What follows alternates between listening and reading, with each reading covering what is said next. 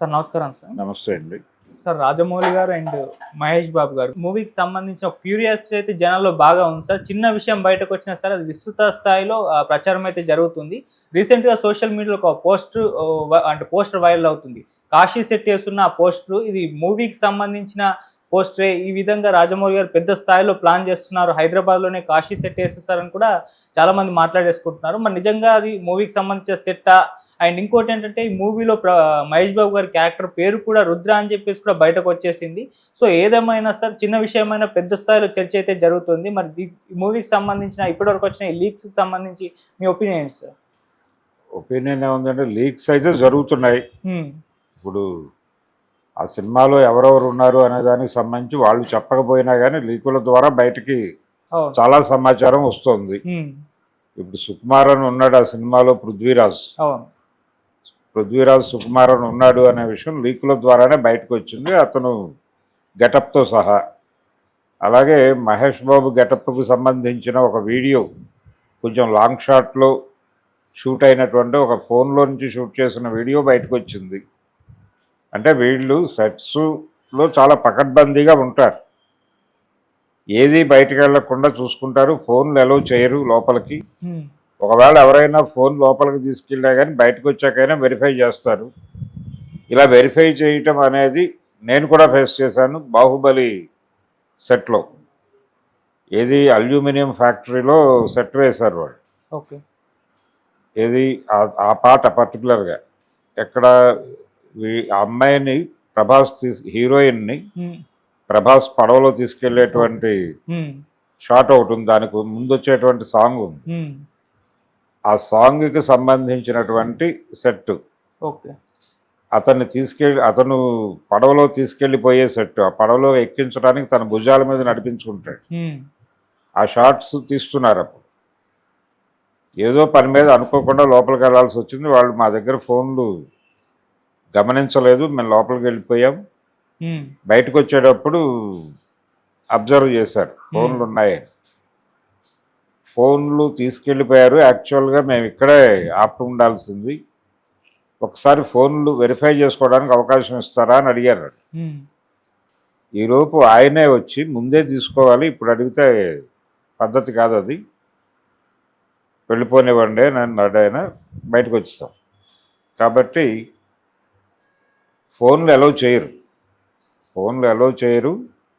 ఒకవేళ అలౌ చేసినా సాధ్యమైనంత వరకు ఫోన్లు చూసి వెనక్కి పంపించే ప్రయత్నమే చేస్తారు. అయినప్పటికీ బయటకు లీకులు వచ్చేస్తున్నాయి, ఏది ఆగట్లేదు. అందులో భాగంగానే ఇప్పుడు ఈ కాశీ సెట్ కూడా ఎవరో షూట్ చేసి అది ట్విట్టర్లో పెట్టేశారు. ట్విట్టర్లో పెట్టి క్లియర్గా రాశారు, ఇది రాజమౌళి సినిమా, హైదరాబాద్కు కాశీ తెస్తున్నాడు అని చెప్పి రాసేశారు. కాశీ అనేది వాళ్ళు చెప్పిన మాట తప్ప ఇది కాశీనా కాదా అనే దానిలో ఎవరికి క్లారిటీ లేవు. అది ఏదైనా కావచ్చు. అయితే ఈ సినిమాలో కంటెంట్ ఏమిటి అనే దాని మీద గతంలో ఒక క్లారిటీ ఇచ్చాడు ఆయన, విజేంద్ర ప్రసాద్. ఇది ఫారెస్ట్ బ్యాక్డ్రాప్లో జరిగేటువంటి ఒక అడ్వెంచర్ థ్రిల్లర్ అన్నాడు ఆయన.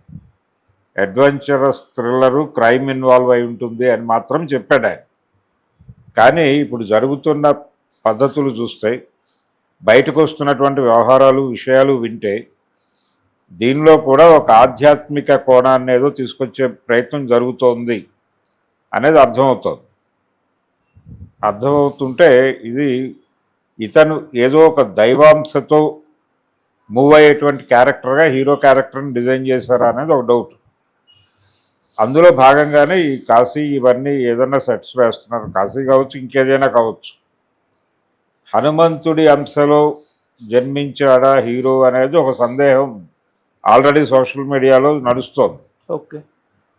గతంలో అతను తీసినటువంటి సినిమా కూడా ట్రిపుల్ ఆర్ కూడా రామాంజనేయ యుద్ధమే. కాబట్టి అందులో ఆల్రెడీ ఆంజనేయుడి పాత్ర వాడేశాడు ఆయన. మళ్ళీ అదే క్యారెక్టర్ని తీసుకొచ్చి ఇక్కడ వాడతాడా అనేది డౌట్. హనుమంతుడి జీవితంలో ఉన్నటువంటి కొన్ని సాహస కృత్యాలు ఇక్కడ వస్తాయి అని ఆ రెఫరెన్స్లో కథ నడుస్తుందని కొంతమంది మాట్లాడేస్తున్నారు. అందులో వాస్తవం ఉంటే ఉండొచ్చు. ఏదైనప్పటికీ రాజమౌళి ప్యాకేజ్ చేసేటువంటి పద్ధతిలో మెజారిటీ ప్రజల అభిప్రాయాలని తన సినిమాలు పొందుపరిచేటువంటి ప్రయత్నం అయితే చేస్తాడు. ఉమ్, అందులో భాగంగా కొంత ఈ మతపరమైనటువంటి వ్యవహారాలు, కొంచెం పౌరాణిక రెఫరెన్సులు ఈ సినిమాలో ఉండేటువంటి ప్రమాదం అయితే ఉంది.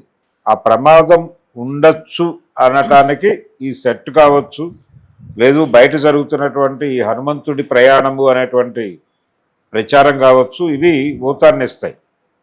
ఇవేవి బయటకు రాకపోయినా ఆయన డిజైన్లో అన్నీ ఉంటాయి. ఆయన హాలీవుడ్ని టార్గెట్ చేస్తున్నాడు ఈసారి, గ్లోబల్ మార్కెట్ని టార్గెట్ చేస్తూ ఇవన్నీ మాట్లాడతాడా, లేదు పుష్ప టైప్లో టోటల్గా ఒక యాక్షన్ సినిమా మాత్రమే తీస్తాడా, యాక్షన్ సినిమా మాత్రమే తీస్తే చాలు, అంతకుమించి ఈ లేయర్స్ అన్ని పెట్టక్కర్లేదు అనే అభిప్రాయం కూడా చాలామందికి ఉంది, నాకు కూడా ఉంది. ఉమ్, అయినప్పటికీ రాజమౌళి ఏదో ఒక లేయర్ వేసి దీన్ని కూడా అక్నాలెడ్జ్ చేస్తే అక్కడికి ఒక సంపూర్ణత వస్తుంది సినిమాకి అనుకుని ఇది కూడా యాడ్ చేస్తే చేసుంటాడు. అదే తప్ప ఇది కీలకం అవుతుందని నేను అనుకోవడం లేదు. ఓకే. అంటే అతనికి దైవాంశం ఉంటుంది. ఇప్పుడు విక్టరీ మధుసూదన్ రావు గారు ఆయన సూపర్ మ్యాన్ అనే సినిమా తీశాడు ఎన్టీ రామారావు గారితో తెలుగులో. ఆ సినిమాలో ఆంజనేయ స్వామి అంశతో ఆవిర్భవించినటువంటి సూపర్ మ్యాన్గా చూపిస్తాడు. అంటే యాక్చువల్గా హాలీవుడ్ సూపర్ మ్యాన్కి ఈ గొడవ లేదు, తెలుగు సూపర్ మ్యాన్కి అనివార్యంగా ఆంజనేయ స్వామి అంశాన్ని జోడించకపోతే కుదరదు అని జోడించాడు ఆయన. ఉమ్, ఆయన పైగా కమ్యూనిస్టు, నాస్తికుడు. అయినప్పటికీ ఆయన సినిమాలో సూపర్ మ్యాన్ ఆంజనేయుడి అంశతోనే ఉంటాడు. ఇలాంటి ప్రమాదం ఏదో ఈ సినిమాలో కూడా ఉండొచ్చు. ఉమ్, ఫారెస్ట్ అడ్వెంచరు ఇవన్నీ ఉంటాయి. ఈ ఫారెస్ట్ అడ్వెంచర్ అంటే మనకి హనుమంతుడి జీవితంలో కూడా ఫారెస్ట్ అడ్వెంచర్స్ చాలా ఉన్నాయి. వారు అడవిలోనే ఉండేవారు కదా, కాబట్టి ఆ రెఫరెన్స్లో కొన్ని సన్నివేశాలు నడిపి ఉండొచ్చు. ఈ రెఫరెన్స్లోనే కాశీకి పట్టుకొచ్చి ఉండొచ్చు కథని. ఈ కాశీయా లేకపోతే ఇంకొక పుణ్యక్షేత్రం అనేది అధికారికంగా చెప్తే తప్ప తెలియదు.